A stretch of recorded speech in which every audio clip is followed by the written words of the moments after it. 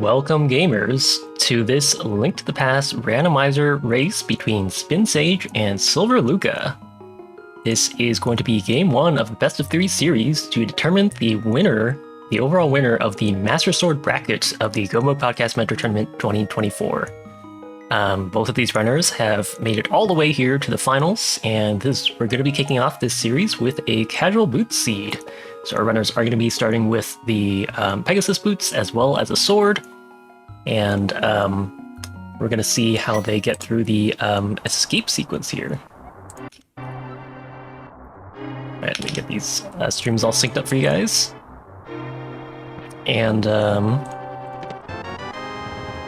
yeah, so Spin Sage, the number 11th seed in this bracket, and Silver Luca's 16th seed, so I guess some upsets happening along the way in terms of seeding, but of course, pretty much all the runners in the entire bracket definitely, I'm sure, have improved a lot over the 6 weeks of training with their mentors, and as well as through the brackets. So we'll see if we can see some of all of that skill and knowledge pay off in this race.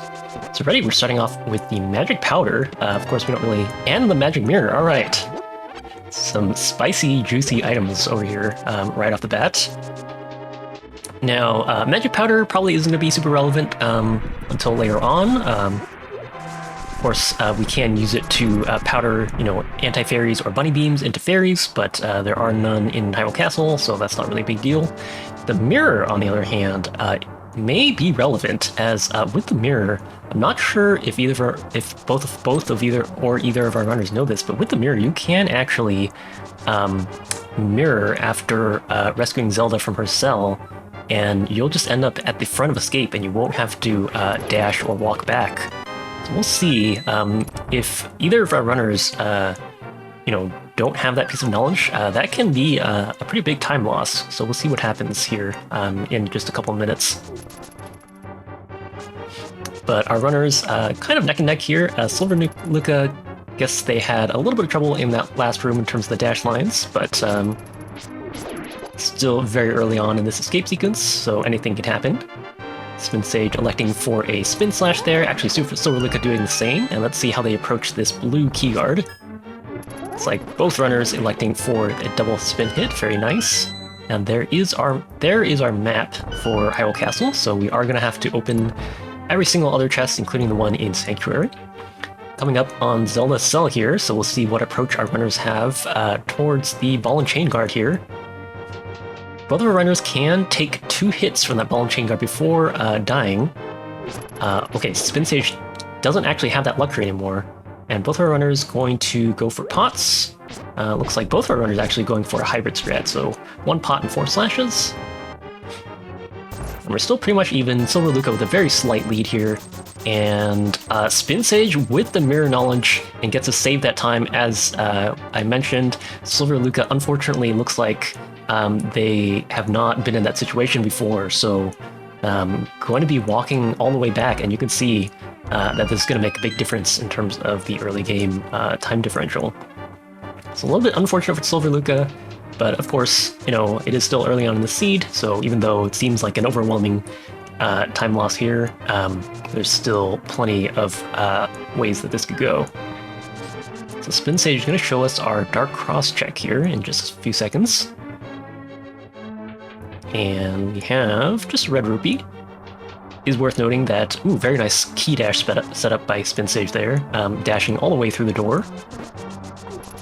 It is worth noting that both our runners did pick up a 300 rupee drop somewhere along the way, so we're looking pretty good on money. No bombs though, so we'll have to see if we can find some before we head over to Kakariko.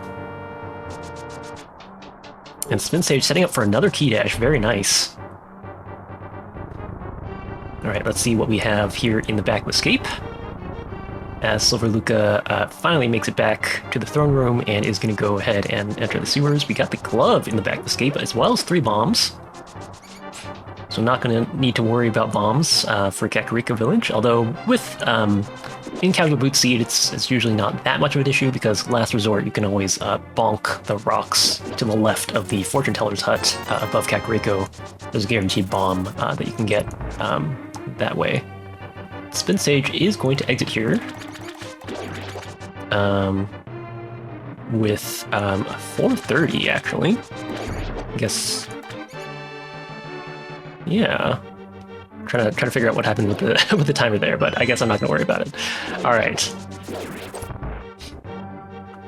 And Spin Sage is out and gonna give us our Bonk Rock checks.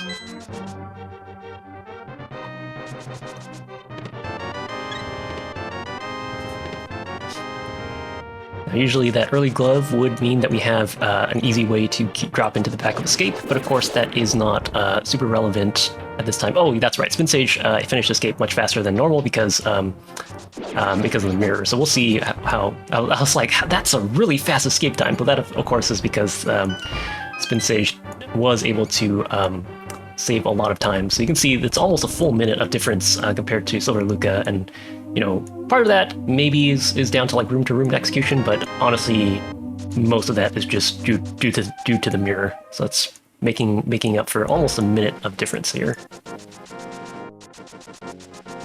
I was like, dang, these Master Sword bracket players are crazy. They're finishing Escape in 430.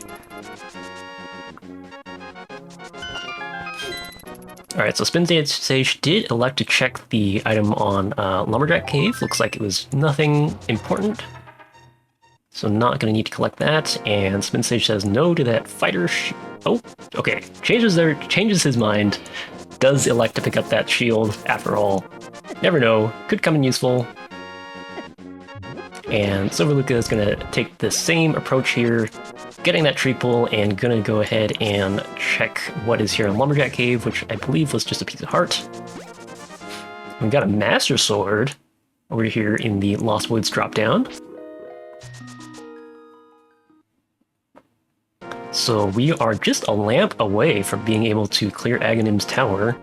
Of course, that's not really a super big concern until we get the Moon Pearl for our real Dark World access, but we'll keep that in mind and see if that Master Sword could be relevant. All right, Silver Lucca definitely going to say no to this shield. All right.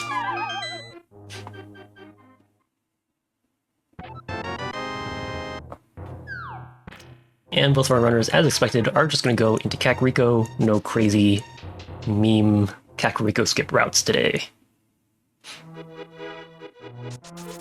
Got some more bombs in here in Blind's hideout. It's always nice to see. Spin Sage switching to the mirror to delete some of those blocks. You might think that's just for show, but it actually is slightly more optimal because lets you push those blocks ever so slightly faster because you'll be able to just walk straight past them. They won't slow down your movement at all. We do have a hammer here in Blind's hideout as well. That is actually a pretty nice item to see because that means that as soon as we get our Moon Pearl, we'll just have Dark World access, and almost assuredly we won't have to be doing Aghanim's Tower today, which is always nice. Only way that could be required is if, you know, something is on Pyramid Ledge, but let's hope for the sake of these runners that we don't have to do that today. We have another 300 ruby drop here in the Kakariko Well, so both our runners are going to be very much set in terms of early game money. So you can see that even after paying that $100 for that bottle vendor check, Spin Sage is going to have 600 rupees left over, so plenty of money for a potential Zora check. That is always... Ooh, missing the bomb, unfortunately, there. But the early game Zora check is always a little bit more of a factor in Casual Boots modes, as it is a pretty common play to water walk from Ice Rod Cave to the Zora domain. We're getting our first map check here, and it looks like all 3 Light World dungeons are crystals today, so all 3 are going to be required. And it looks like we got a red crystal at Eastern Palace.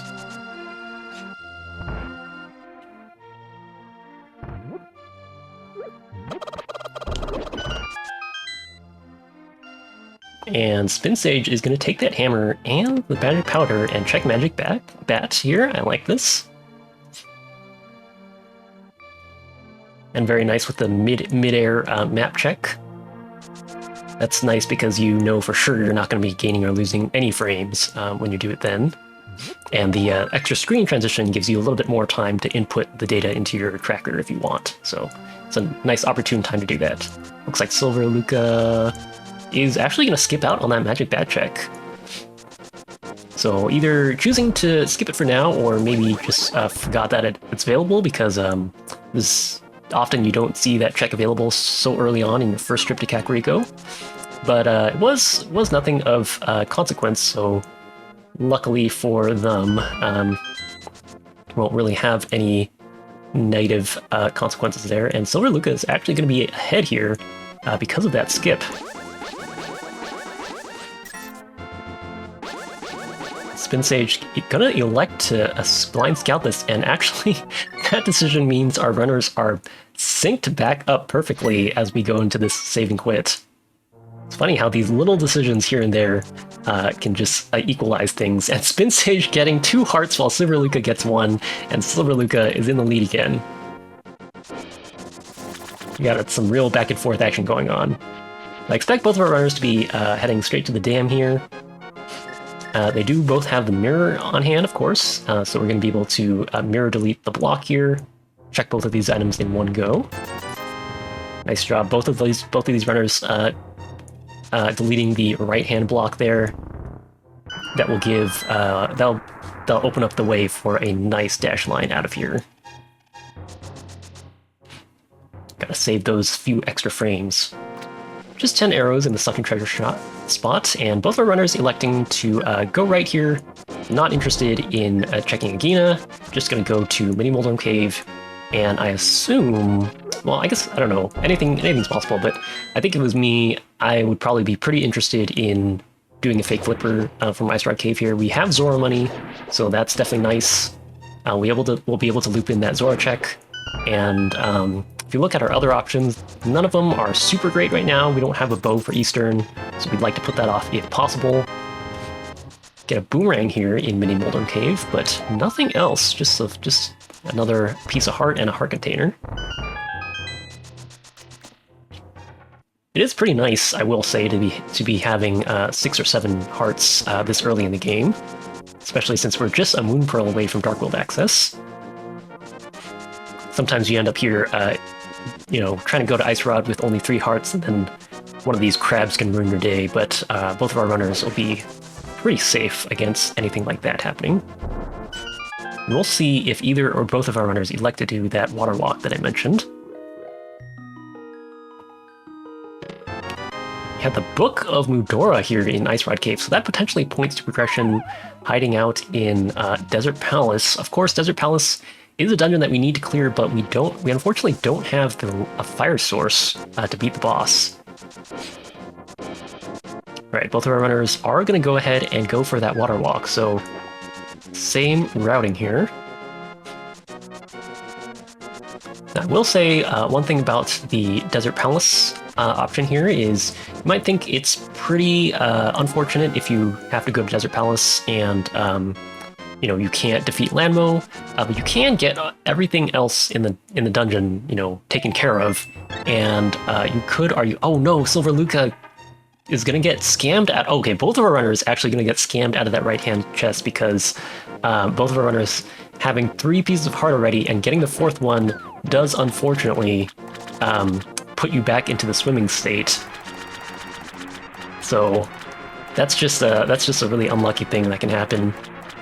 Of course, both of our runners haven't checked the exact same series of checks, so you kind of feel bad about that. You kind of got gypped out by the game, but I think if you're thinking about it logically, it's pretty likely that your opponent also did this at the same time. It's a pretty reasonable series of checks, and the only things that we've really done here are, Kakariko, Mini Moldrum Cave, and your opponent's likely to have had the same number of pieces of heart, so even though you kind of got screwed, very likely that your opponent got screwed as well, so it doesn't feel too bad, but it is kind of annoying to have to clean up later. So potentially we could see that comboed with Catfish once we get to the Dark World. We'll see. So it looks like Silver Luca actually starting at Sanctuary. Oh, both of these runners starting at Sanctuary, both using the mirror to get out just a little bit faster. It is a little bit slower than using the boots to dash out, I believe, but if you want the health refill, I think it's the best option. Both of these runners are going to go ahead and go up the mountain here, which, of course, It is, so the only thing about going up the mountain here is there is a little bit of a risk that Tower of Hera is fire locked here. Of course, we are also doing this old man cave out of logic, and everything on the mountain is going to be considered to be locked by a fire source or the flute.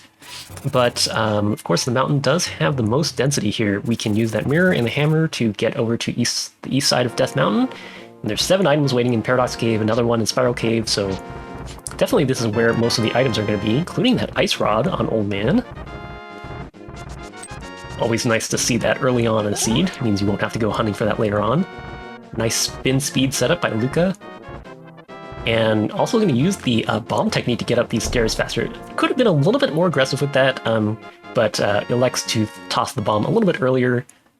It does kind of suck if you take damage from the bomb. And the bow is here, so it looks like this is feeling like a great play here. Even if Tower of Hera is not clearable, having that bow means we can just full clear all of Eastern, potentially. Alright, both runners showing off that spin speed and bomb technique. Very nice. And you're definitely going to want to grab this bow. The fastest way out of here is going to be to do a bomb jump, but it looks like Silver Luca not going to elect to try that out. And just going to go back the way that they came.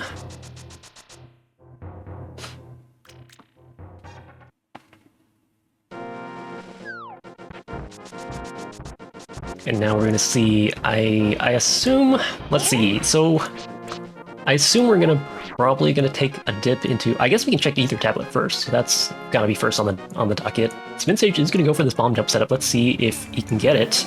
Very nicely done. That's gonna save him a little bit of time versus having to climb up that long set of stairs again.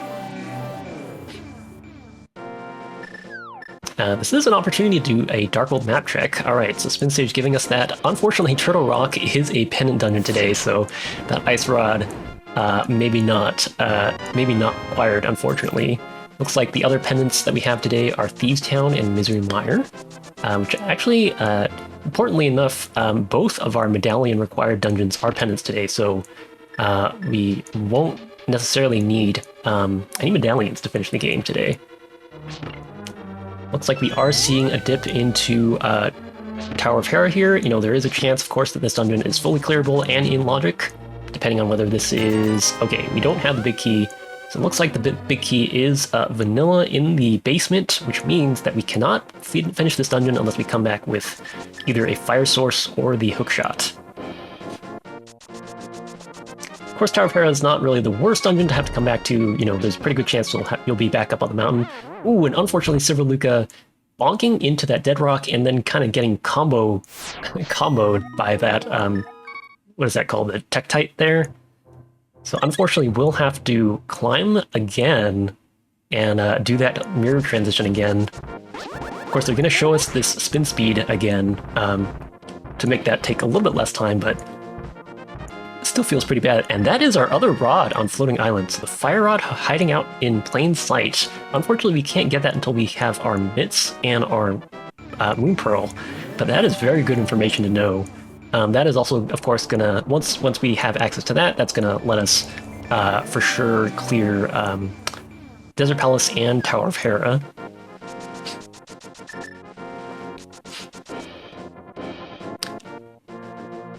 Now, as we are, out of logic as we do all these checks on the mountain, it is important to know that, we found our bow and our ice rod and fire rod here, so all of that is logically locked by either the lamp or the flute. Okay, Spin Sage needs to be a little bit careful here. Okay, nice.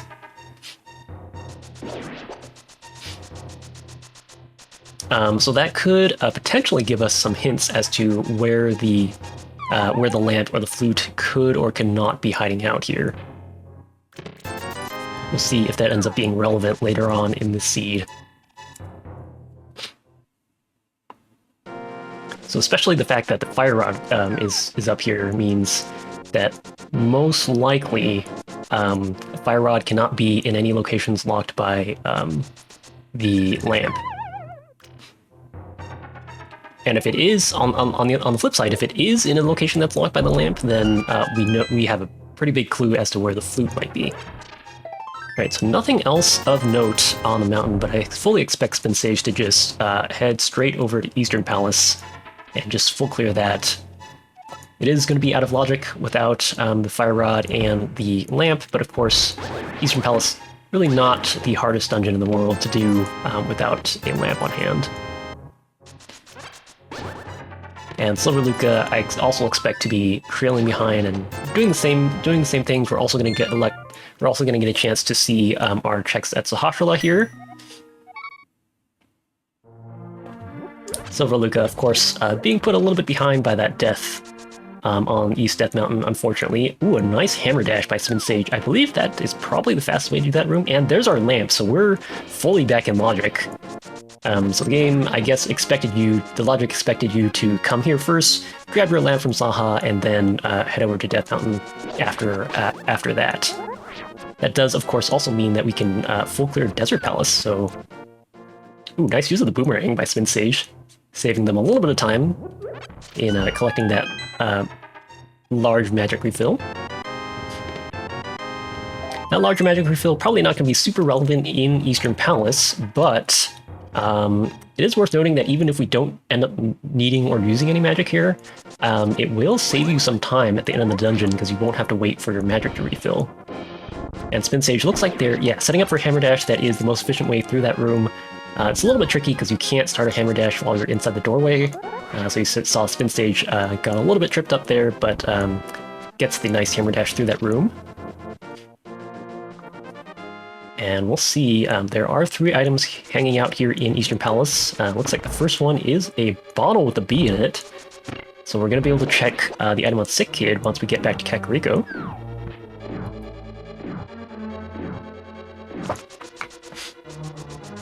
Of course, we don't have the hookshot here, so Spin Sage, you're going to have to take the long way around here.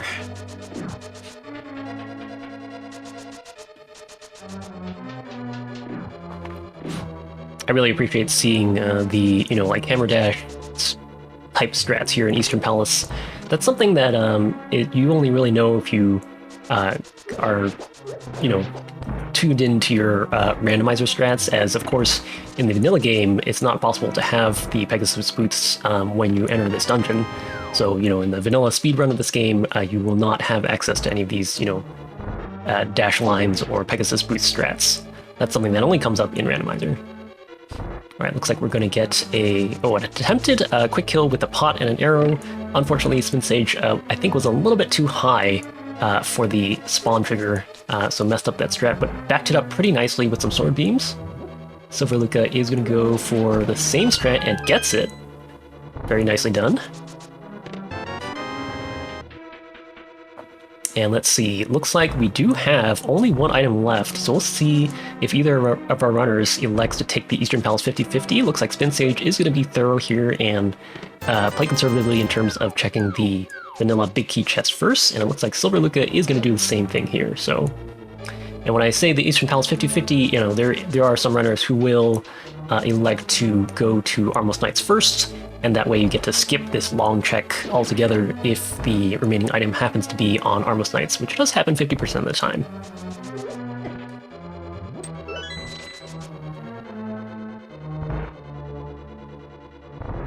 Right, this next room, the normal strat is to use a damage boost here. Unfortunately, you can't powder these anti-fairies, so you're going to have to either use a damage boost or kill all the enemies in the room. Nice job by Spin Sage, and there's our Moon Pearl, and that's a lot of green on the tracker that I see here. So we've got our Dark World access for both runners here. We have a lot of things we can do, actually, so we can... I feel like the most sense would probably be to just head straight south here from Eastern Palace and just go knock out Pod. I mean, you're already halfway to the Palace of Darkness portal, and it's a crystal that you need to clear, so you might as well do that first. Silver Luca electing to spend a little bit of extra time for some safety, electing to drop down for that fairy. Very nice strat for that room, though. Shooting the Igor from the right-hand side does push the key spawn to the left, which lets you collect it a little bit closer to the door, so that's nice. Spin Sage not having the best luck with that second Stalfos over there. Okay, gets it there. and setting up with a nice spin slash for those popos. And gets a nice quick kill on those two Igors. Silverluca gonna have to take another cycle on this red Igor, but both of our runners gonna be heading into this Armos fight. Spin Sage is setting up for the top right quick kill. Looks good so far. Oh, just missed it. I think if Spin Sage had adjusted his position just a little bit more, just a little bit diagonally right, he would have gotten it. But unfortunately, Silverluca misses the initial setup on that first arrow and gets hit. So gonna have a harder time cleaning this up. Oh, I was gonna say, if they still got it, that would be amazing. Alright, but both the runners are done with Eastern, and it looks like Spin Sage is gonna do exactly what I thought of, which is heading straight to Palace of Darkness. You know, we have the money on hand to pay for the entry fee. That is, of course, going to require 110 rupees, so no problems there. Is a little bit of a less common traversal, and Silverluca actually going to say no to Palace of Darkness, so might be thinking about Desert Palace instead, or might actually, you know, another way you could slice this is you could also just head to the Darkroad portal here, and just do Hype Cave and then dash over to Pod that way. It's not the worst idea. It takes a little bit longer for you to get to Palace of Darkness, but you get the 5 items from Hype Cave right away, so you get a little bit of immediate density. Oh, and yeah, you know, the other thing that might have pushed Silverluca into doing this is that Silverluca did not do that map check over on Death Mountain, so they didn't know for sure whether Palace of Darkness was pendant or crystal. So in their mind, you know, there was a 3 out of 7 chance that Palace of Darkness could just be a pendant, and they might not have been interested in you know, investing the time to do that. So I wonder if that was really the deciding factor. Like, if Silverluca hadn't known that Pod was a crystal for sure, would they have done the same thing? Instead, they're gonna grab their mitts from Hype Cave. So I assume Spin Sage, well, hopefully Spin Sage, ooh, this is really interesting. So I guess Spin Sage is gonna full clear Pod, and we'll see where they go after that. The thing is, they could just go to Hype Cave soon after this, but I feel like there is also a possibility that they could just start at Kakariko and go through Thieves Town and get to Hype Cave that way, and that's definitely not bad. But you do miss out on the ability to do you know, Smith Chain along the way with that whole traversal route. Silverluca actually still staying away from Pod here, and electing to clean out some of these overworld checks. I'm a little bit surprised that they're doing it this way, as if you kind of come from it counterclockwise instead of clockwise, you get to do Smith Chain along the way. But this is going to get them to Thieves Town. Unfortunately, Thieves Town is a green pendant dungeon, so I think if they're going to continue on here, they're going to have to make a choice as to, you know, whether or not to spend the time full clearing and getting all the items from Thieves Town, including that potential green pendant. And kind of a tough decision, because like, it would be much easier to make that decision if you'd already done all of your other full clearable crystals, right? Because we've got a full clearable Pod as well as Desert Palace.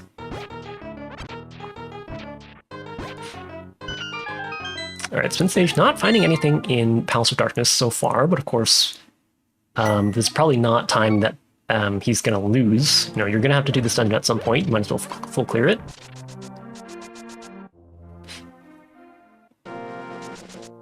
And Silverluca not continuing onward to Thieves Town, so gonna be dashing over to Palace of Darkness here. From here, it looks like. So I guess they just wanted to you know, get done with some of the overworld checks early on, and then they're going to head to Pod at this point. So they'll be a little bit behind Spin Sage in terms of finishing this dungeon. Looks like Spin Sage is already gonna be probably done with all the checks here, minus Homosor by the time Silverluca makes it into Pod. Do find Arcana Burna here in the back of Pod. That is going to put Spike Cave into Logic.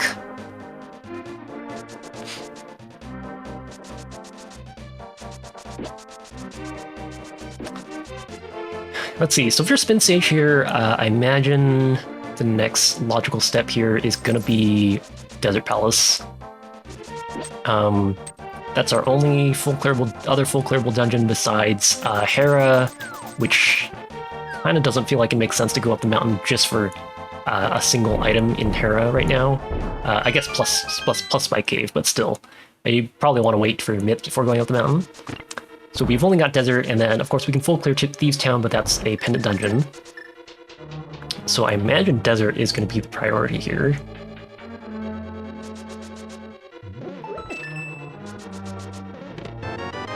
Pod was, in fact, bow-locked, so I did see that Spin Sage and Silver Luca now, they're both going to have to go through the bow-locked side here. And Spin Sage gonna mirror out or gonna mirror back to the entrance of the dungeon, make their way towards Helmsor to grab that crystal, and it looks like one final item on Helmsor.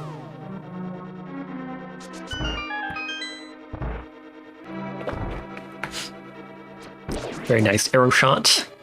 If you have just the right spacing there, you can shoot that arrow and hit the crystal switch.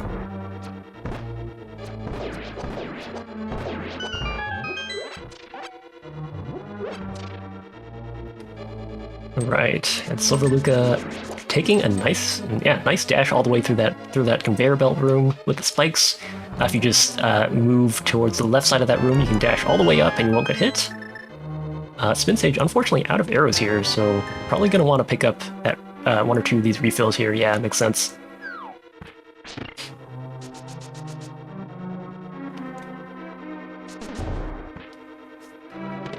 I wasn't fully paying attention to the pod routing. Looks like Silver Luca, I think we got 2 keys now. Yeah, I feel like based on what I remember seeing, I think the chest from the left side drop down is a guaranteed key for a key. Could be wrong on that, but I think that's correct from what I remember seeing. Silver Luca, unfortunately, gonna have to reset that room. And is setting up for a hammer bomb jump here. Showing off some nice tech here. Even going to throw the second bomb there to break the door. See if they can get the right pixel position for this lineup. Need to be 1 frame higher.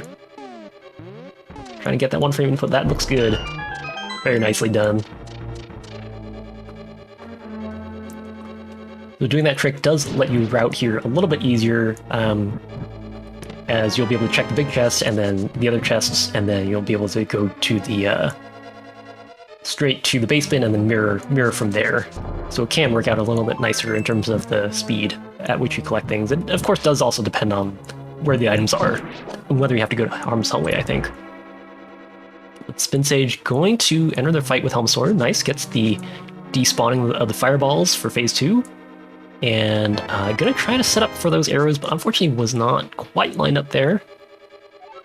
I think arrows do the same amount of damage as Master Sword hits, but of course you can usually spam arrows faster if Helmsor stays still.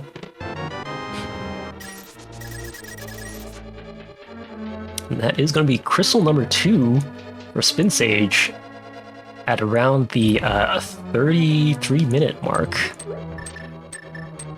Silver Luca trailing behind a little bit, of course. Ooh, Silver Luca mirroring from Harm's Hellway. I do believe that is actually slower than just walking to Helmsor.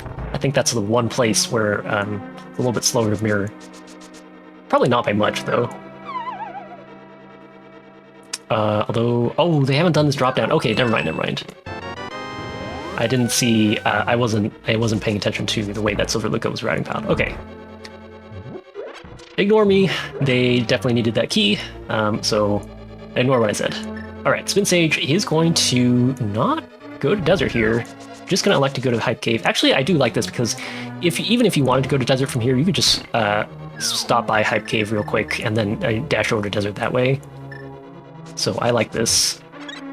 So they are going to find their mitts here, and that is going to be pretty interesting because with those mitts, we can actually grab that fire rod whenever we want to. And that fire rod, of course, is going to let us clear Skull Woods. And that actually is our other red crystal. So I guess if we wanted here, we could just mirror. We could just head straight to the mountain. I guess Spin Sage is not going to do this based on the fact that they're not they're not saving quitting.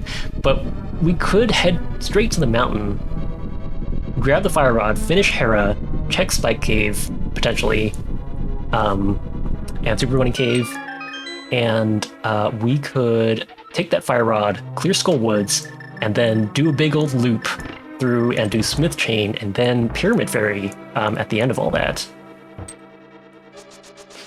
But it looks like Spin Sage is going to prioritize just heading to Desert here. It is definitely a good call.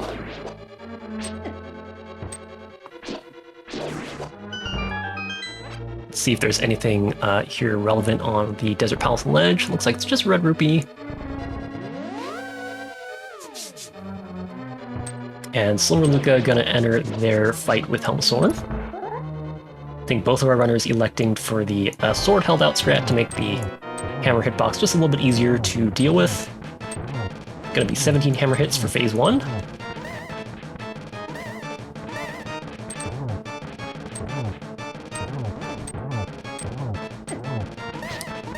And Spin Sage is gonna show us what is here in Desert. Oh, Silver Luca getting great luck with that phase 2 of Helmasaur. That's how you ideally want it to look like, where he just stays still and tries to swing his tail at you, but misses, and then you just get to unload a full, the full 8 arrows right into him without having to aim. All right, Spin Sage finding the small key is going to get forced over to the right side of Desert Palace, where the big key is. So for Silver Luca, are they gonna do the same thing? So both our runners basically having the same loadout now. I guess Spin Sage hasn't done Stumpy or Dig Game yet. But is Silver Luca gonna go to Desert Palace as well, or are they gonna head up the mountain? Looks like they're heading to Desert Palace from what it looks like. Both of our runners pretty much of the same mind when it comes to what they want to prioritize here. Can't blame them, you want to do your full clearable crystals that have the most items remaining. And, if we find our hookshot, here in Desert or Agena or something like that, that could be a huge boon by the time, because that would mean that once we make it over to Dead Mountain, we can check all the items in Hookshot Cave without, of course, having to do a hover glitch, which I'm pretty sure neither of these two mentees know how to hover. I don't know, I keep saying that, but you never know.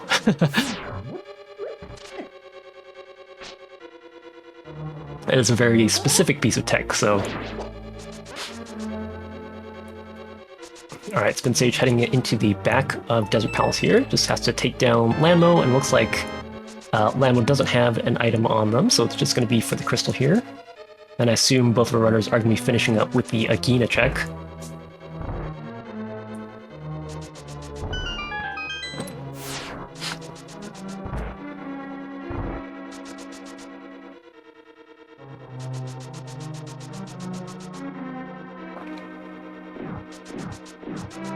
Ooh, Spin Sage, unfortunately, looks like they were going to try and set up for a key dash there, but got a little bit bullied by that Popo. We're heading into our fight with Lanmo here. The most efficient way to take down Lanmo here is going to be using the Ice Rod. 2 Ice Rod shots are going to defeat each Lanmo. Now, the Ice Rod can be a little bit more unwieldy to use than the Fire Rod, since the projectiles do travel a little bit slower. So that is something you're going to have to account for. Alright, Spin Sage setting up for that Ice Rod.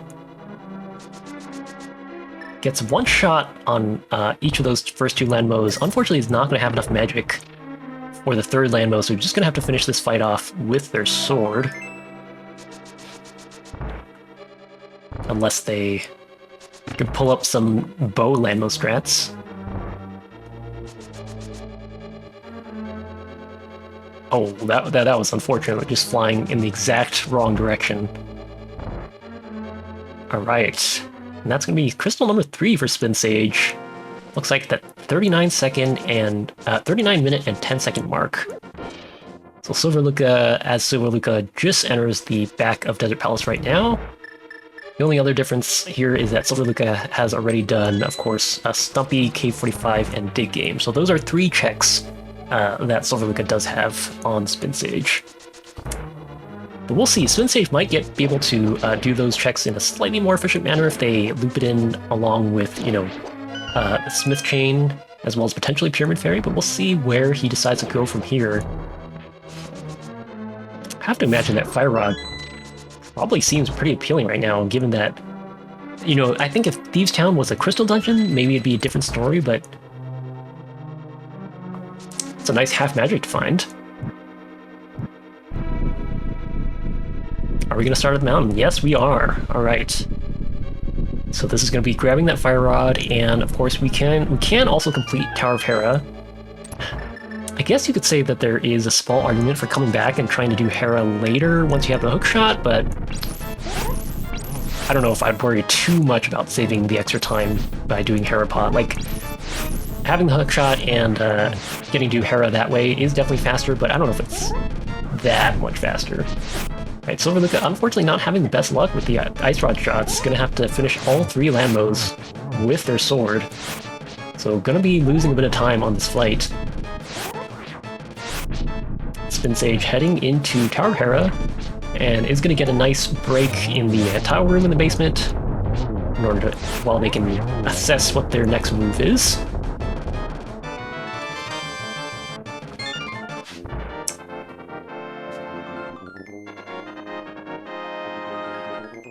Will Silverluca follow suit and also grab that Fire Rod?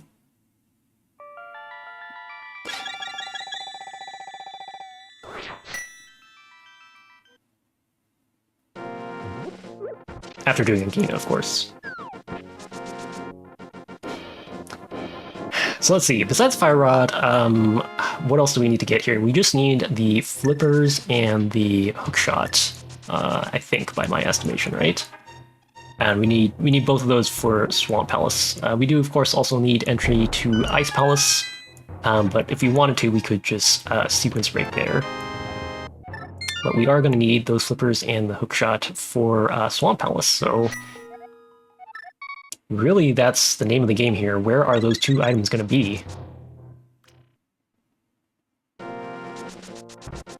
Of course, it would be nice if we, could find an extra sword or silver arrows somewhere along the way, so we don't have to do Master Sword, Silverless Ganon, but there's still time. Nice double spin slash hit there by Spin Sage, taking out both of those enemies there. And Silverluca is going to follow suit and go up the mountain. I think this makes perfect sense. Go pick up your Fire Rod that you need to finish Skullwoods.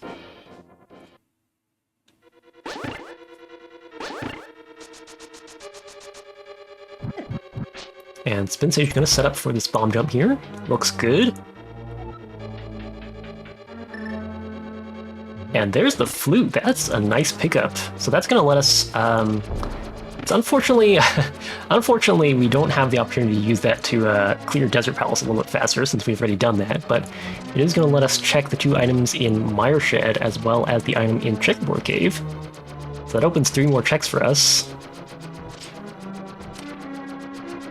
If the medallion requirement for Misery Mire is Bombos, we could also step in there, but seeing that Misery Mire is a pendant dungeon, I don't expect either of our runners to be interested in that. Misery Mire is very inefficient in terms of item checks. Oh, Spin Sage was trying to get away from Moldorm, but unfortunately couldn't escape fast enough. You do move a little bit, I think like about 20% slower-ish with your sword held out, so that is something that can happen. Oh, and unfortunately getting trolled by Moldorm's, hanging out near that ledge. Let's see if Moldorm can give Spin Sage a little bit of better luck here. Oh, no, and gets hit by the stairs glitch. I've never actually seen that on this set of stairs. That can happen sometimes with stairs in the game. I have no idea what the inner workings behind that happen, but when it does happen, it's a shame. I think if you dash into the stairs in a particular way, you can avoid it, but I've literally never seen that happen in Tower of Terror. Oh no! Spin Sage actually losing a lot of time here on this Moldorm fight. So this is giving Silver Lucca a chance to catch back up. Silver Lucca, nice, gets that bomb jump, it is going to grab their flute. It's definitely one of the most frustrating bosses when it just doesn't work out. Especially because, oh no, another fall! And just like that, Silver Lucca, this is back to even with Spin Sage. This boss fight, it can be especially frustrating because, like, on any of the other good days that you have with Moldorm, you just get three easy hits and then, you know, it's a done deal, but every once in a while you get those days when he just won't cooperate. Okay, both of our runners trying to go for this Moldorm fight. Silver Lucca going for the dash hit, okay. Getting a spin there. Can't believe that worked. Oh, Silver Lucca's in the enraged phase. How did that reach? So Silver Lucca is gonna be the first to finish the fight, and Spin Sage gets knocked down in the middle hole. Oh no! This has gotta feel bad. Oh no, Spin Sage, no! Don't do it! Oh no! Spin Sage just mirroring out. Maybe a little bit of frustration settling in.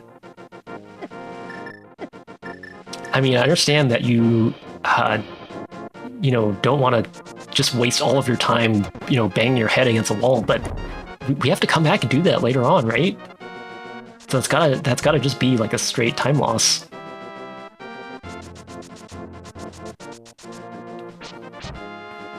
But you know, you can just come back once you have the hook shot. We already know there's no more items. You know, we know for sure that Moldorm doesn't have an item, so it's just, you know, come back with a hook shot later on, and you can do your Harapot, and then you only lose a little bit of time, and you'll also have hopefully Tempered Sword by then, so you make things a little bit easier. Maybe even the Magic Cape. All right, so both of our runners going to the Dark World. And going to be opening up Turtle Rock, as we do have that medallion on hand. Of course, Turtle Rock, number one, it is a pendant dungeon, so we're not really super interested in it. But also, we can't do anything without the Cave of Somaria yet. Okay, Spin Sage actually going to Hookshot Cave first. I kind of like, well, I guess there's arguments both ways. So I think Silver Lucca's way is kind of a little bit more conservative, because if you get your Hookshot in Super Bunny Cave, then you can just use it here in Hookshot Cave and get the rest of the chests. But one thing to note is that if that's not the case, Spin Sage's route might actually work out a little bit better, because you can... Wait, Spin Sage? Spin Sage? Okay, I was gonna say, you gotta grab that Fire Rod. Don't forget why you're here. So I was gonna say, once you grab that Fire Rod, you can...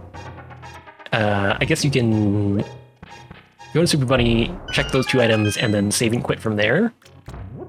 Which probably saves you from having to walk out of Super Bunny Cave again. That is kind of a long walk. But on the other hand, both are synced up in that cave exit. Very nice. On the other hand, you might actually want to do Spike Cave here, especially for Silver Lucca, because Silver Lucca literally has no other reason to be back here.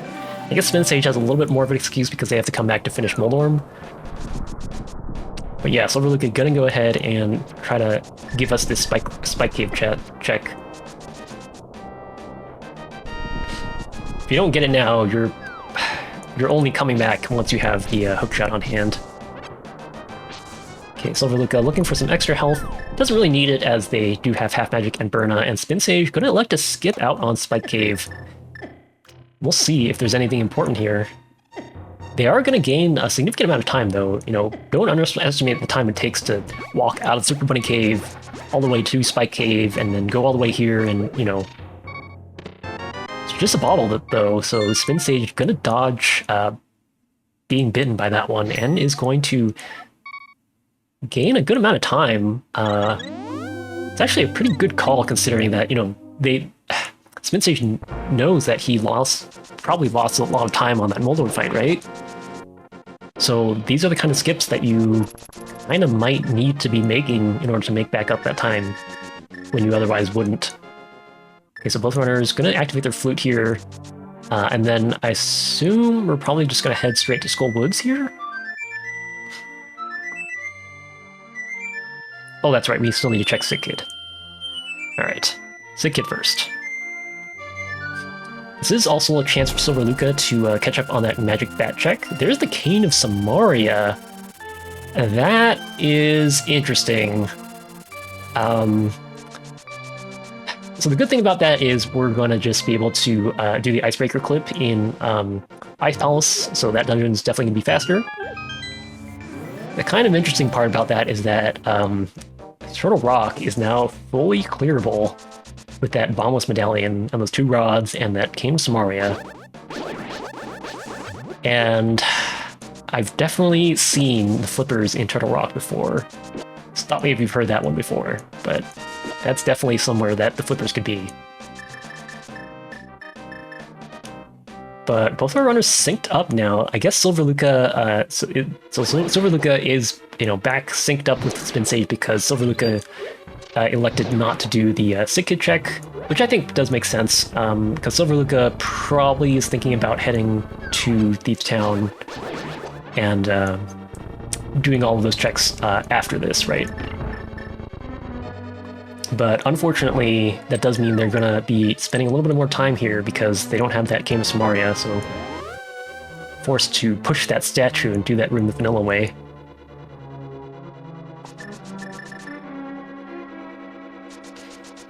So Spin Sage gaining, I would say maybe like, I don't know, like 10, 20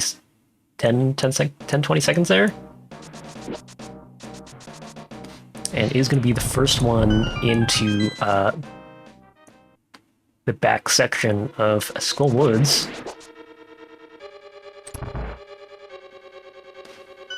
There's only one item left in Skull Woods. I do believe we found something in the middle section there.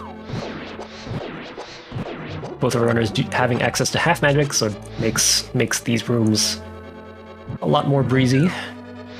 And we'll see how they do on this Mothula fight. Doesn't seem like it'll be particularly dangerous given the amount of hearts that we have. So it's just a matter of how fast can we get this done. Alright, we have plenty of Fire Rod shots to throw around, and each Fire Rod shot does do the same amount of damage as a Master Sword slash. I feel like the main thing that influences this fight is kind of where Mothula decides to be. Not too bad on Spin Sage's side. We'll see how Mothula behaves on Silver Luca's side. Much better, actually. Stayed out of the spikes, and Silver Luca was able to get those clean hits a lot more quickly.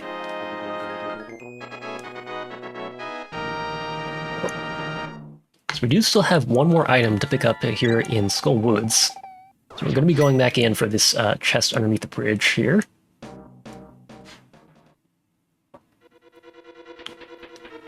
If our runners are interested in checking what's on pedestal, this would be the time to do it. We do have the mirror and the book.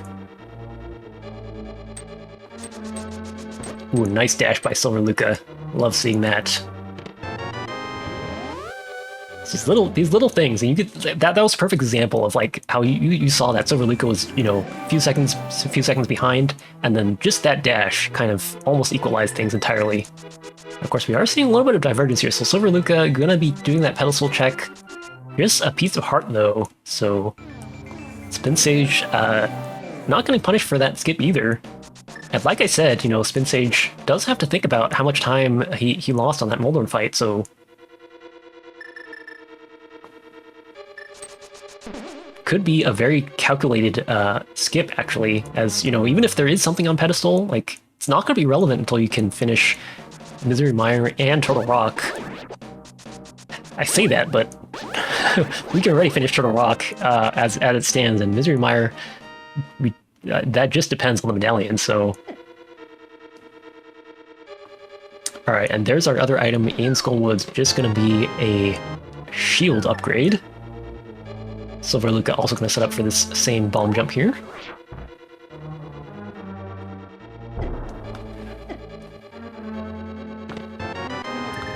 So let's see, from here, you've got a bunch of efficient checks to do. If you just go south and route through Thieves Town, there's an Ether Medallion. Spin Sage sees that. We can't get that, of course, since we don't have the Magic Cape.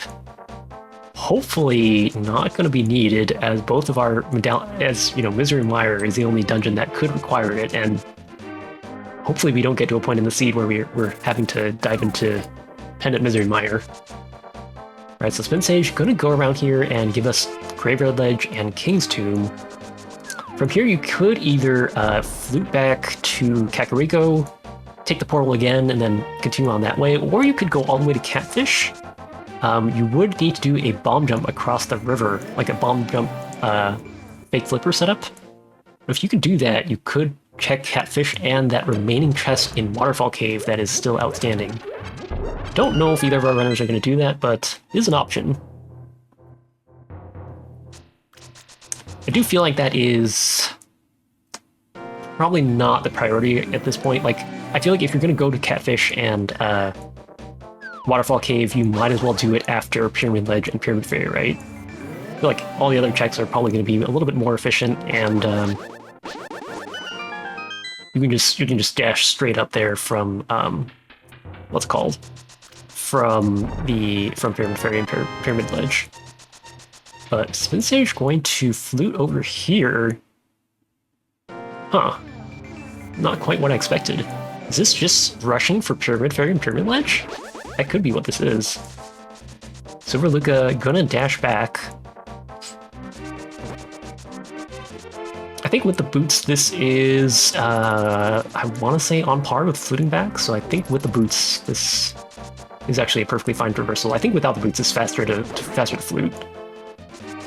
Alright, Spin Sage just rushing for Pyramid Fairy and Pyramid Ledge.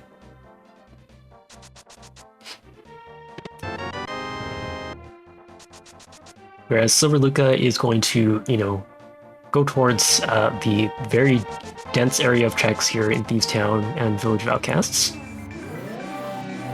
I guess one nice thing about this for Spin Sage is they're going to have a little bit more info once they head into Thieves Town.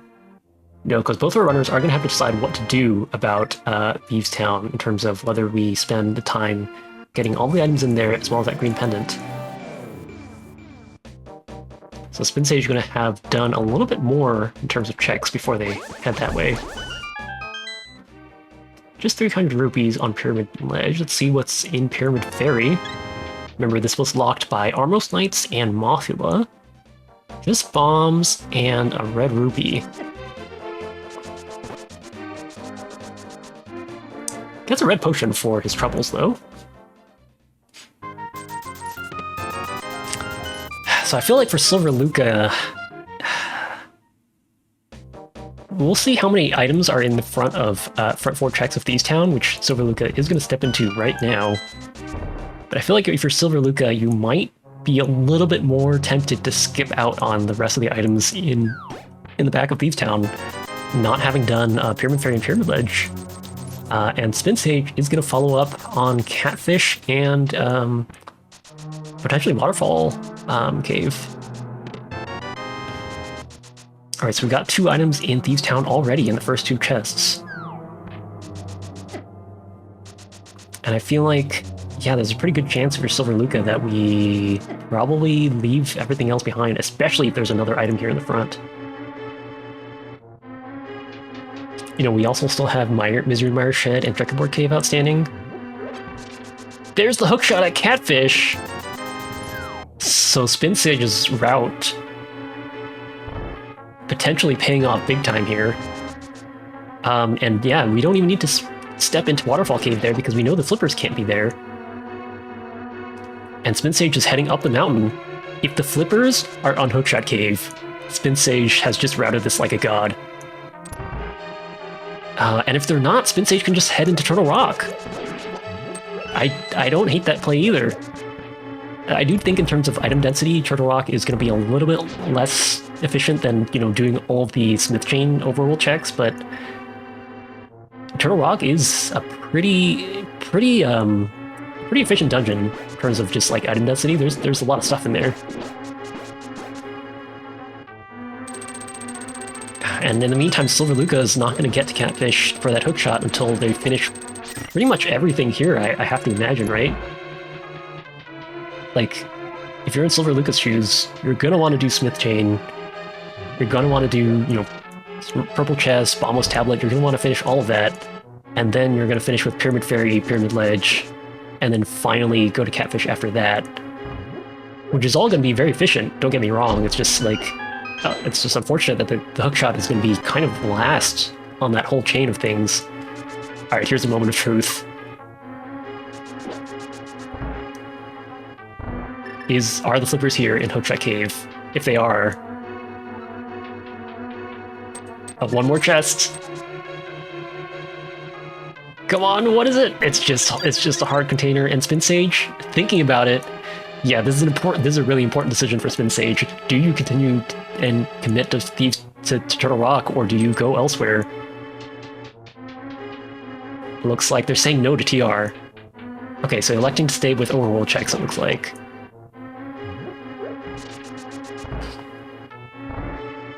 Okay. So we're getting a Mizir Mire Shed and Checkerboard Cave check. And Silver Luca did elect to continue on into Thieves Town, grabbing the last two items here, which includes a sword upgrade. That's something that, I don't know. We'll see if Spin Sage ends up getting that. There's the Quake Medallion. Okay, I didn't see what the medallion was on Mizir Mire, but we know where all three medallions are now. So Silver Luca pulling that sword upgrade out of Thieves Town. So at least not coming out empty-handed from there. Definitely could be very relevant, especially if we don't find the silvers and, you know, for example, Spin Sage has to do a Master Sword Silverless Ganon fight. That could make up for a lot of time. But as expected, Silver Luca going to continue on with Smith Chain and Hammer Pegs, all of this good stuff. Spin Sage not finding the flippers here in Checkerboard Cave. What's it going to be next? We also know that, you know, our flippers, of course, can't be in Ice Palace because you're logically expected to have flippers to get there. So Spin Sage is going to guaranteed be able to go mode Ice Palace and Swamp Palace. Silver Luca is, yeah, finishing up these Smith Chain checks. Looks like Spin Sage is now going to get back to Thieves Town checks. So even though that hookshot was a great find, I wonder if it's actually going to all come out in the wash in the end, because Spin Sage is going to do all these checks, right? And especially since Spin Sage has checked more, at this point, they are also probably going to be incentivized to head into the back of Thieves Town as well.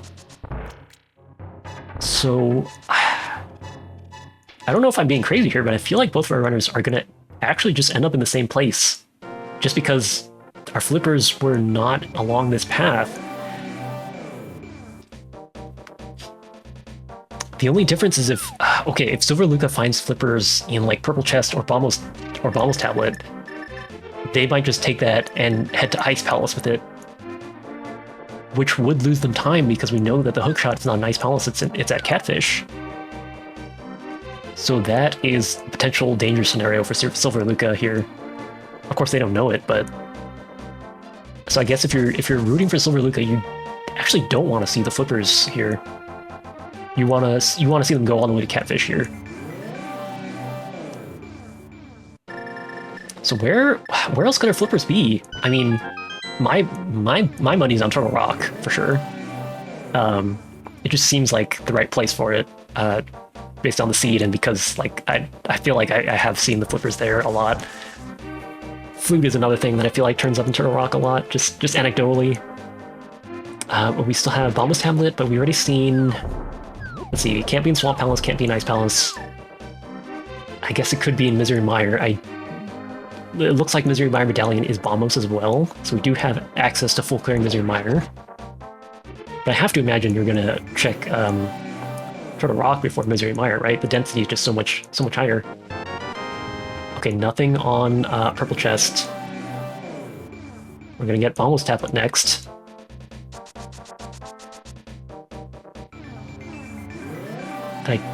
I think that's at. I don't think there's actually anything else, right? We're like out of we're out of checks that we haven't done yet in the overworld. We've done like everything. Spin Sage hasn't checked Pedestal, of course, but that's not really a concern. We know from Silver Luca's side that it's just a piece of heart. Okay, so Silver Luca going to full level up Mire Shed and Checkerboard Cave, but we already know that's nothing. Spin Sage did elect to stay out of Thieves Town for now.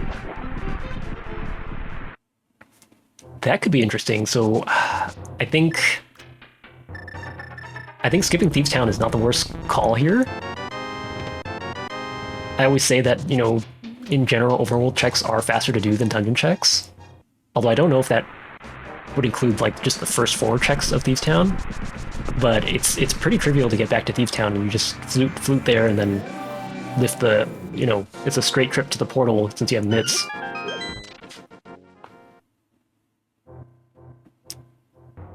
So I think for Spin Sage, I think the seed is probably going to come down to whether they do Thieves Town or Turtle Rock. And I think Silver Luca is going into Mire? Ooh, okay. So doing Mire before Pyramid Fairy and Pyramid Ledge, this is spicy. And I say this is spicy because, you know, if you think about this, like, you have 3 items on Pyramid Fairy plus Pyramid Ledge, and those are definitely faster to get than full clearing the items in Misery Mire. Of course, it could work out that Misery Mire has an awesome, you know, key and item layout, and then you just get your 2 items really fast, and then you just leave. That is actually a factor which can speed things up significantly here. You know, I always say Misery Mire is pretty ass when it comes to item efficiency, but that does change. That math does change a little bit when you know that you don't have to be Vitreous. Because remember, Silver Luca has already done that pedestal check, so all we're interested in is the 2 items here. Spin Sage, on the other hand, yeah, is deciding to say no to Thieves Town and is going to head to Turtle Rock. I like his odds here. It does feel a little bit bad to be making an extra trip here up the mountain. Like, you could have done this earlier, the last time you were here, and grabbing your Hookshot Cave chests. So that does feel a little bit bad. Remember, Spin Sage does also still have to defeat Molnorn.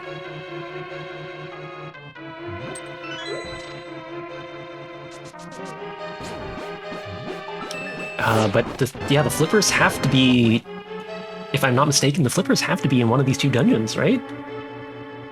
So either we're going to see it on Silver Luca's side, and then it's going to be really interesting, or we're going to see it on Spin Sage's side, and I think Spin Sage is going to have a pretty big advantage.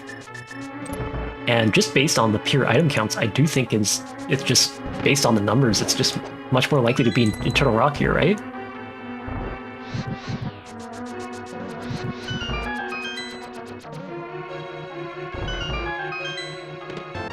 Okay, there's a big key for Silver Luca. Silver Luca is electing to check Cutscene Chest next, so being thorough with the route. Still hasn't found either of the 2 items, so I do think this does make sense.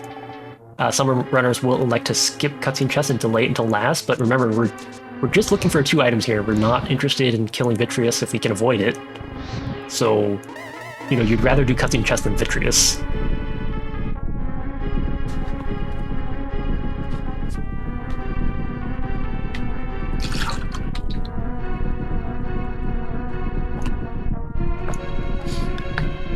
There's still 5 items left in Turtle Rock plus Mimic Cave, and only 2 items in Misery Mire. I do kind of want it to be in... Okay, Misery Mire really holding out on us, unfortunately, for Silver Luca. Nothing in Turtle Rock yet, which makes sense. A lot of times, you know, the good stuff in Turtle Rock is near the end, when you get to Laser Bridge. I kind of want to see these flippers be in Misery Mire, actually, just because I feel like the race is going to be more interesting that way. Then Silver Luca is going to go to Ice Palace. Just a shield upgrade. This was only 1 more chance in Mire.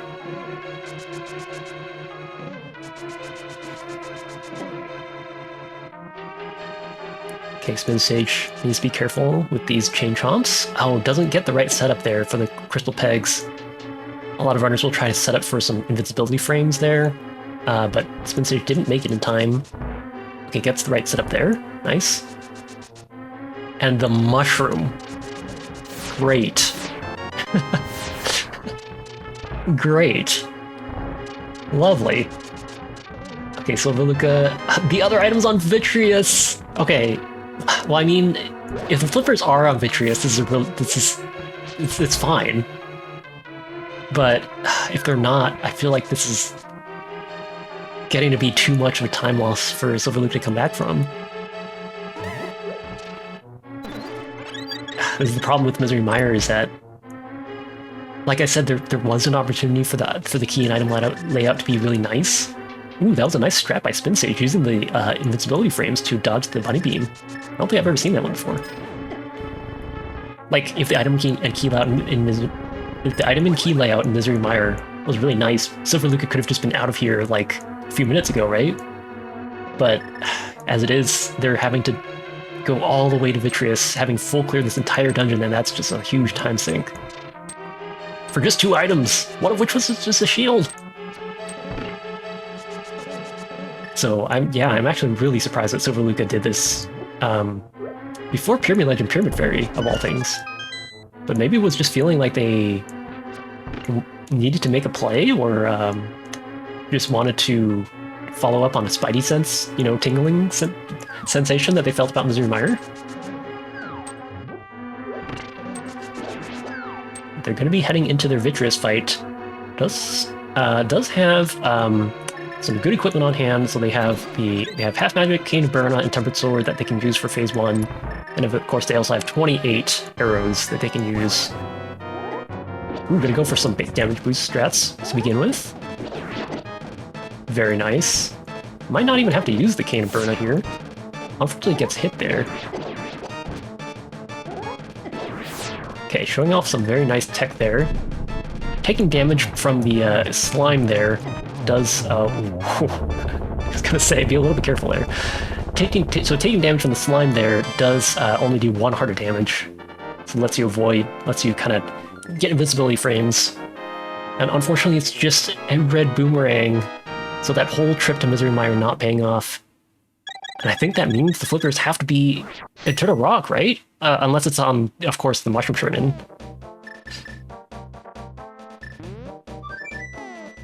So I think Spin Sage kind of has this in the bag.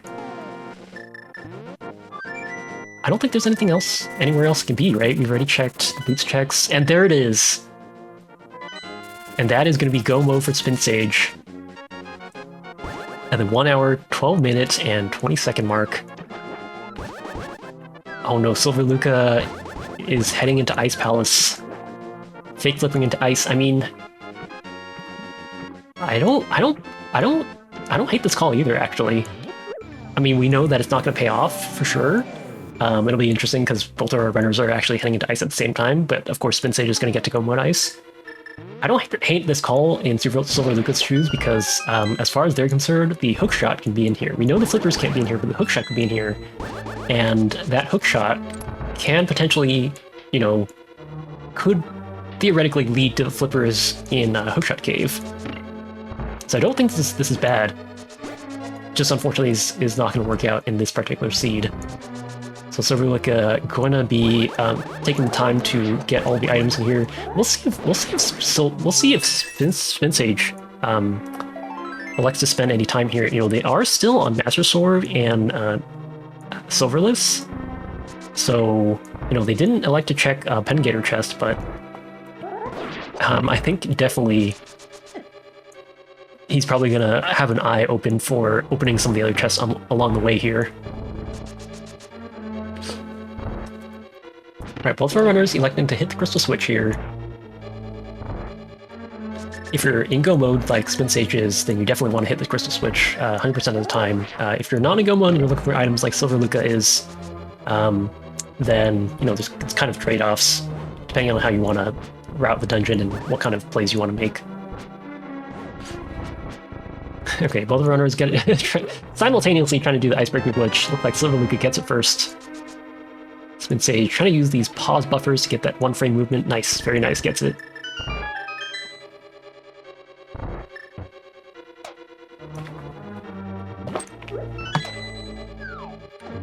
So I guess the only thing really that Silverluca has going for them right now is that sword advantage. Spin Sage does like to spend the time to get this particular chest, even though this one's not required. It is the big key, which I guess could be relevant if they want to check the big chest for another check. Oh, some very nice ice physics maneuvering by Silverluca. If you slash your sword, you can kind of bounce around. And there's the silver arrows in Ice Palace. That's actually going to work out in Spin Sage's favor, I feel like. Because I feel like the one way that Silverluca had back into this race was for, Silvers to not show up and the sword upgrade to not show up. And then Silver Sage, I was going to lose it if Spin Sage skipped that chest, but of course they didn't. And then for Spin Sage to have a really hard time with Master Sword Silverless Ganon, but I think now that we have the silver arrows, I think Spin Sage should be able to comfortably have this one.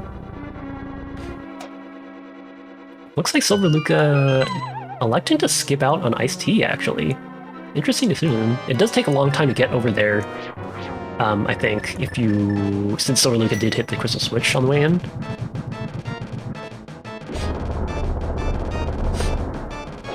Alright, both of our runners electing to start out the fight with Bombos. Silverluca misses that initial spin, unfortunately. Let's see if Spin Sage can get it. Living up to his name, gets that spin slash timing correctly, and both of our runners had plenty of magic to finish out the fight. Silverluca is going to finish it first. So it's actually surprising. I expected Silverluca to be more behind at the end of this dungeon, but since they, were willing to skip out an Iced Tea and leave 9 behind, they actually came out ahead.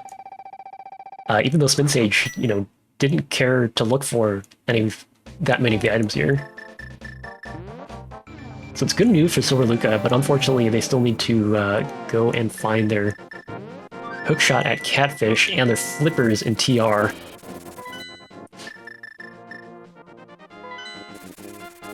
Of course, they're going to start with Pyramid Fairy and Pyramid Ledge, which makes perfect sense. And Spin Sage is going to head over to Swamp Palace.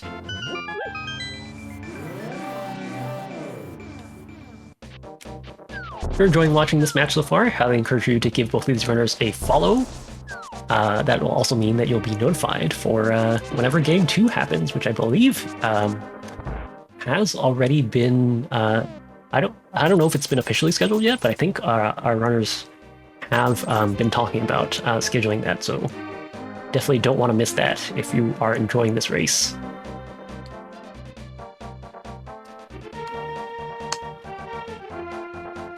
Some very nice tech by Spin Sage there, charging the dash while pulling the water lever there.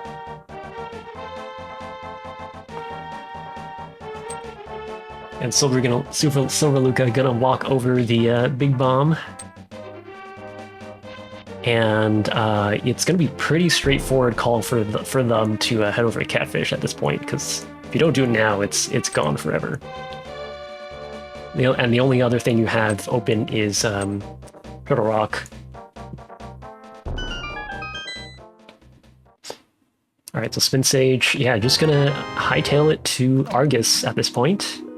You've already got your silvers, so, another sword would be nice, but with half magic, I guess we don't have the magic cape, huh? So half magic doesn't actually help that much against Ganon, but I think the silvers are the main thing that make the Ganon fight a lot nicer here. Silverluca is going to go ahead and dash over to Catfish, so they are going to get their hookshot. And I have to imagine they're going to head straight up to the mountain next after that. Spin Sage is in the back of Swamp Palace. We're going to be seeing a diver down glitch here. Looks like they're going to elect for a bomb setup. A lot of people like to do a Samaria setup when there's the option, but looks like, oh, okay, nice. You have the left side bomb setup. And just a piece of heart there does end up getting a health refill, so it's always nice to see. And there's that hookshot for Silver Luca. And another sword upgrade in Swamp Palace, so everything working out for Spin Sage here.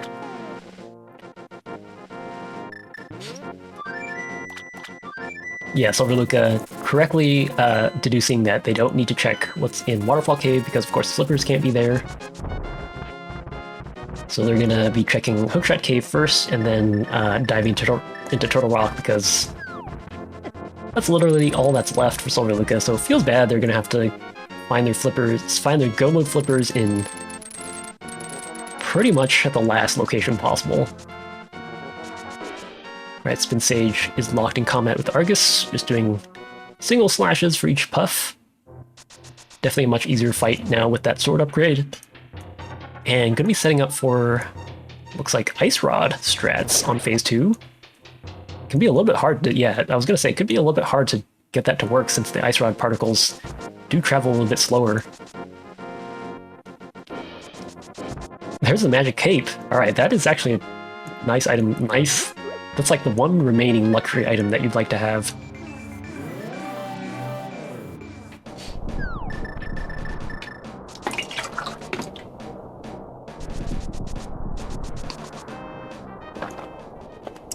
So it's just going to be a short trip over to Tower of Hera for the Moldorm rematch for Spin Sage before they get to go into Ganon's Tower. Alright, and Silver Luca finishing up with Hookshot Cave, gonna head over to Turtle Rock.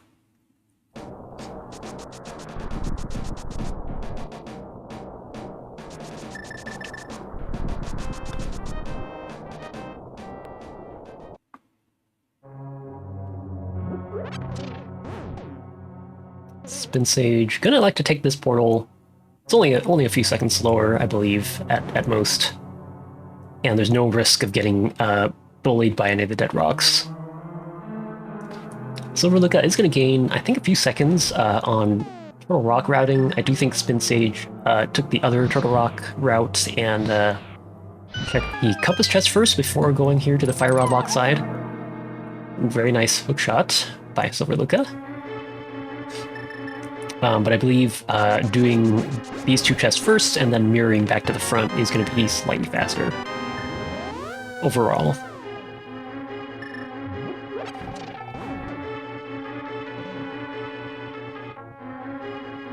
Right, Spin Sage is just gonna need to mirror just in front of Ganon's Tower for the fateful rematch with Moldorm.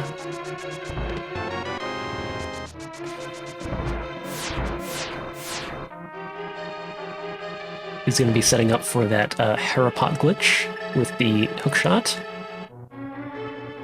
You really want to make sure that you don't softlock here if you're Spin Sage, so be very careful. Because if you softlock here, you have to redo that entire mountain climb. Okay, very nice. It's not hard to avoid softlocking there, you just have to be vigilant about your inputs. Oh, I can't believe Silver Luca didn't get hit. Okay, does actually get hit, but. Alright, and here's the Moldorm rematch, armed with our Tempered Sword and Cape. Taking no nonsense here. Alright, and finishes the fight, fully invincible. Get that nice sense of vengeance.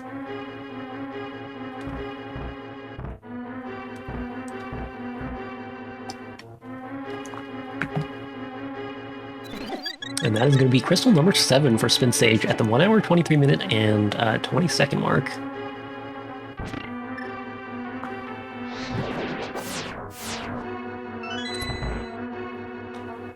Alright, Silver Luca just a few checks away from their flippers here in Turtle Rock. They're a bit low on magic, but that doesn't actually matter too much for them, as they're not going to have to go through the Samaria Dark Maze or the Laser Bridge at all, since the flippers were before those two checks. And Spin Sage is into Ganon's Tower. Let's see what kind of Ganon's Tower routing they choose to take. Looks like we're going left first. And there is the big key already. Fastest possible way you could have done. Of course, we do need to collect one small key, and that's the fastest one to get over there, just underneath that pot. And Spin Sage is good to climb. Very fast Ganon Tower basement. Only have to check 2 chests, or 2 checks.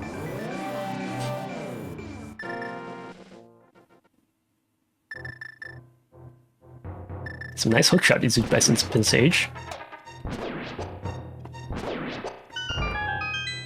And grabbing the wall so that you can group up these mimics a little bit more easily.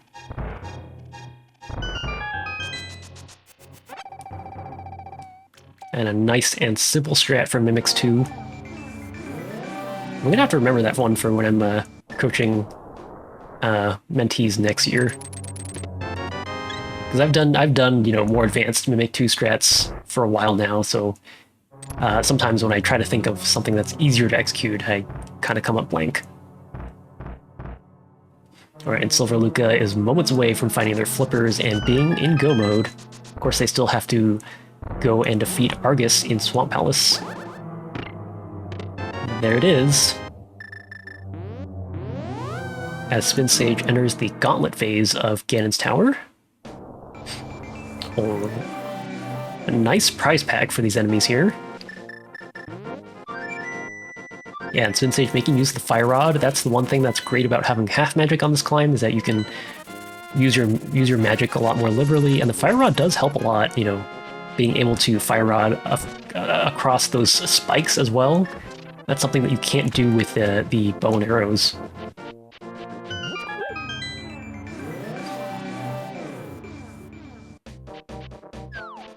Okay, and even using the Fire Rod for that Zazak there, nice. And you can see with half magic, Spin Sage still has, you know, 3/4 of a magic bar left for this Lambo fight. Gonna use silver arrows here, get the first one and the third one, but misses the second one. We'll see if they can get it this time. Very nice.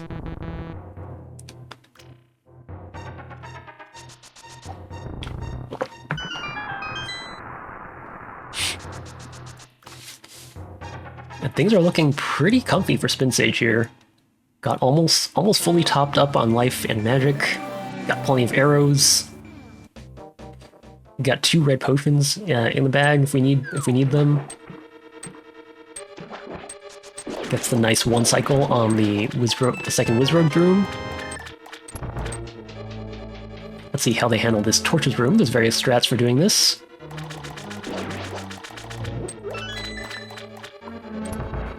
Okay, gets a slow cycle and then walks.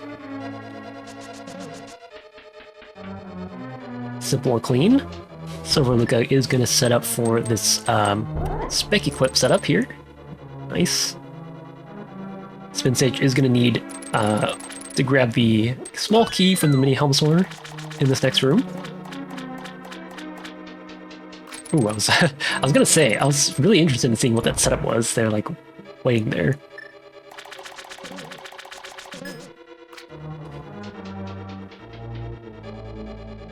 Alright, it looks like Silver Lucca is also going to use a bomb setup for this diver down.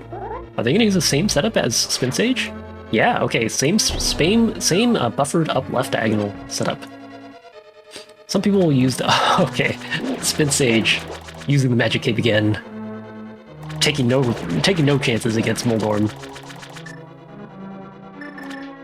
Silver Lucca electing to be a little bit more aggressive, skipping that Waterfall Cave chest, which makes sense, you know, they don't need an extra sword at this point since they've already got Tempered Sword. Unfortunately, it does mean they could have had access to Gold Sword if they had stopped to pick up that chest.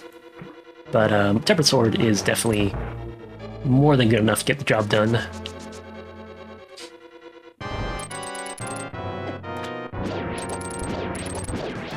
Okay, and Silver Lucca is going to take down these puffs as Spin Sage walks into their Aghanim 2 fight. Gets a nice double on the first cycle. This is a nice lineup here. Gets a double as well. If they get 2 more hits here, it could just be over. Okay, nice. Misses the first shot, but a very nice 3-cycle there by Spin Sage. A 3-cycle is pretty much the best you can ask for on that fight. So you gotta feel happy with that. Not really gonna comment on what Spin Sage is doing there with their sword. Don't think I've seen that one before. And Silver Luca's gonna mirror and head over to Ganon's tower.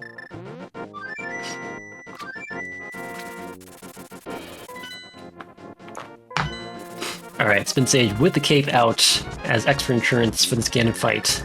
It's gonna be 12 hits with the Tempered Sword for phase 1. Looks like we're keeping it simple with just slashes. Ooh, a nice double spin hit there. It looks like we're gonna get a 2-cycle for phase 1. Ganon is here in the corner here. So we're gonna get to do some nice and easy double hits with the spin slashes. So that is gonna do it for phase 2.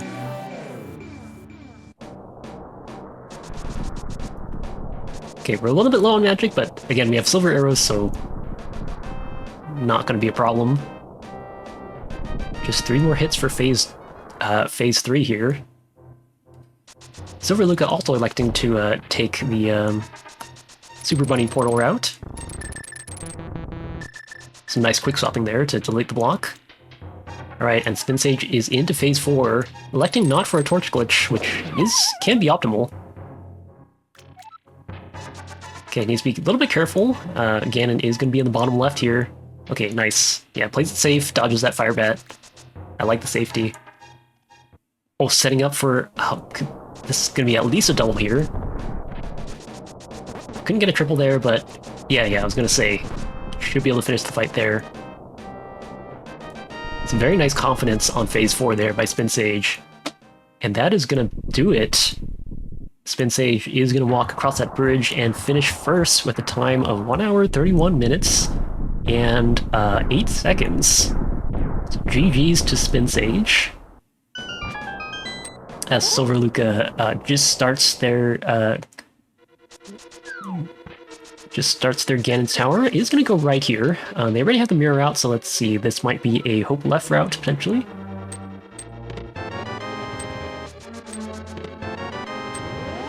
Alright, so they are going to get their big key pretty shortly here. And they are not going to have to get the extra small key from the left, so all in all, not that much time lost. Just an extra mirror transition.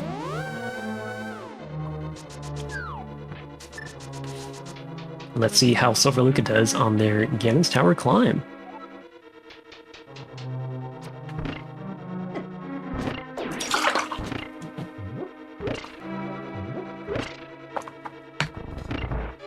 Okay, definitely taking it a lot, taking the safer route here in the first room. You saw that Spin Sage just elected to take 2 hearts of damage there. We're in a very different strat here. Instead of holding the wall, just spam sword slashes like crazy, because of course you can't move while you're slashing your sword. Ooh, very nice mimics too. That looked very clean. I was impressed by that one.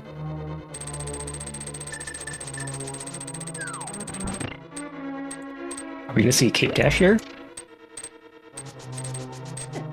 Okay, that worked well enough. I was about to be excited. Anytime anyone does cape dash anywhere, I get hyped. Alright, we got the cape dash for Cannonball. 1 out of 2.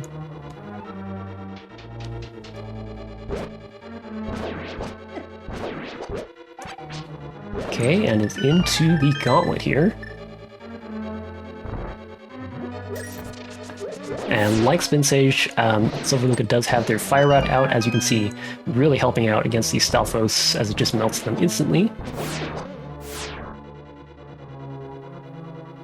I can't quite get the lineup on this Zazak, who decided to walk around the entire room. Ooh, nice room there. And yeah, the usual strat. Oh, sometimes that doesn't work because of the weird splash damage on the Fire Rod. Usually if you Fire Rod, you know, that upper left pot there, it does actually, the splash damage actually does take care of the Stalfos, but it really depends on your splash damage variable, I believe. Looks like Silver Luca was trying to set up for, you know, some sort of Silver Arrow lineup, but I wonder if that only I wonder if they only had a lineup that works if you don't powder the anti-fairy or the bunny beam in the previous room. I'm gonna just finish out this fight with Tempered Sword Slashes. Narrowly dodges that shooter beam.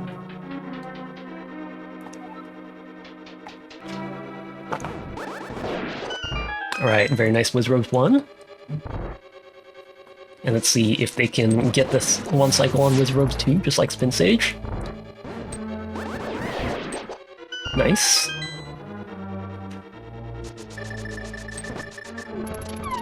Oh, that's unfortunate. Got caught up a little bit on the movement there around that corner.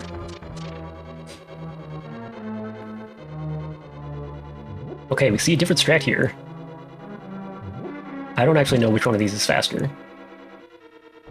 There's like 4 different strats you can do in this room, I feel like.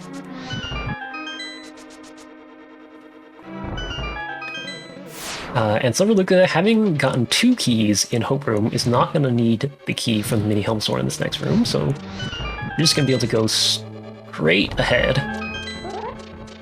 Oh, gonna try and kill them anyways.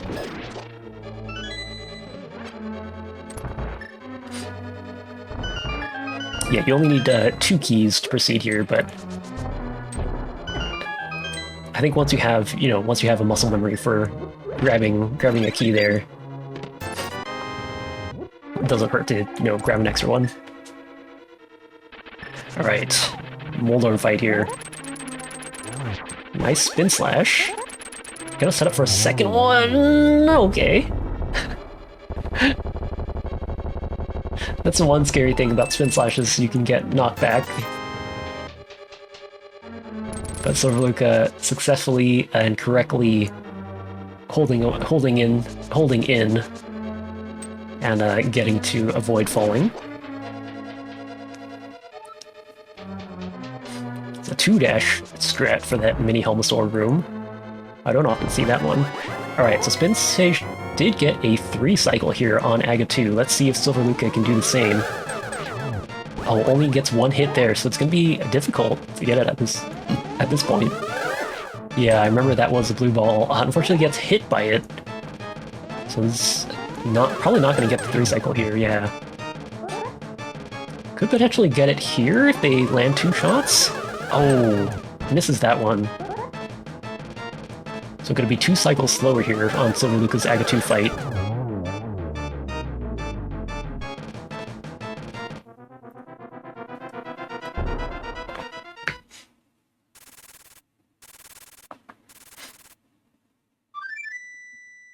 And all that's left is to take down Ganon himself. I think Spin Sage did a 2-cycle on phase 1 and then a 1-cycle on phase 2. Let's see how Silver Lucca handles the fight. Alright, also electing to have the cape out to start with. This is the first slash that could throw things off just a little bit. Okay, looks like we're going to have to settle for a 2-cycle for phase 1 as well here. And of course, Ganon's warp patterns are seeded, so he is in the same spot that he was in Spin Sage's seed. Not electing for the Spin Slash, is just going to keep it simple with 12 slashes here for phase 2. And is going to have enough magic. So pretty much the same speed in terms of the first half of Ganon fight. Kind of ends up with the same amount of magic as well. So let's see how they do on phase 4. I was impressed by Spin Sage's ability to, line up for the double hit there in phase 4. Let's see how Silver Lucca handles it. Yeah, so you can only get a single here. Then you're gonna have to light the torches. Oh, misses the... Oh, no, Silver Lucca!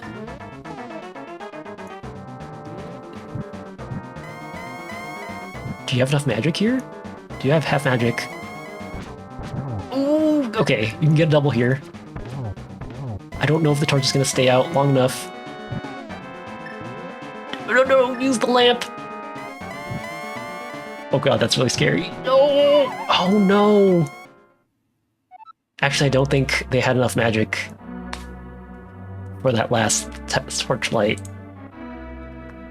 And it looks like they're actually, yeah, it looks like they're actually just going to forfeit after that fall, because, yeah, I don't blame them. You're going to have to, you know, mirror and then buy some more magic. And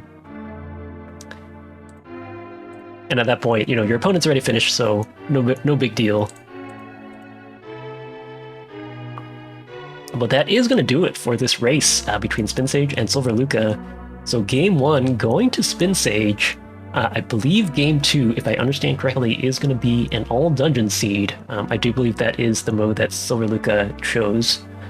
So be sure to give these runners a follow and stay tuned for game 2. I don't know whether or not it's going to get a live restream, but if it does, be sure to tune into the Go Mode Podcast Twitch channel to see that when it does come up. If not, if it doesn't get a live stream, I'll definitely be sure to cast it here on my YouTube channel. That is going to do it for this game. I hope you really enjoyed watching this. Again, my name is DDR Kirby, and hopefully you enjoyed some of this commentary. Yeah, I'm looking forward to how this best of 3 series turns out. So Spin Sage gonna only need one more victory to take home the first place in the Master Sword bracket here. Silver Lucca is going to have to make the comeback now. Going to have to win 2 games in a row, so that is going to they're going to have to win the Open All Dungeon seed as well as the Open 7-7 seed in order to come back in this series. But we'll see if they can do that. That is going to do it for this video. Thanks for watching, and have a great day.